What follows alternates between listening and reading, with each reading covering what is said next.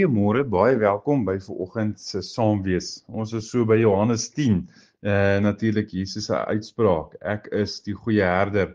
Die goeie herder lê sy lewe af vir sy skape. En ek lees graag 'n gedeelte saam met julle daar vanaf vers 22. Johannes 10 vanaf vers 22. Dit was in daardie tyd die fees van die tempelwyding in Jerusalem en dit was winter. Jesus het in die tempel by die pilaargang van Salomo geloop. Die Jode het daar om hom saamgedrom en vir hom gesê, hoe lank gaan u ons nog in onsekerheid hou? As u die Christus is, sê dit reguit vir ons. Jesus antwoord hulle, ek het dit vir julle gesê, tog glo julle dit nie. Die dade wat ek in die naam van my Vader gedoen, bewys wie ek is, maar julle glo nie, en omdat julle nie van my skape is nie. My skape luister na my stem. Ek ken hulle en hulle volg my.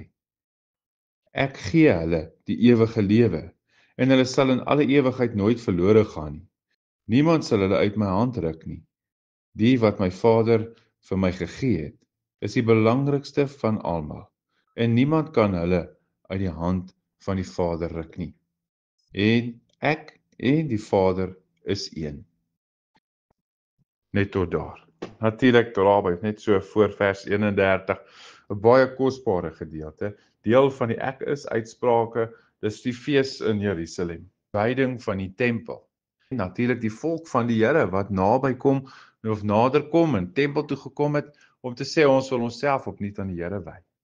En dan hier vra hulle, is u die Christus?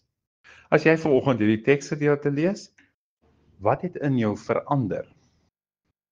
Here, ons Here, baie dankie vir die voorreg om dan ook weer verder te stap met hierdie teks en ook toe te laat dat U deur die Gees hierdie woord ook iets in ons verander.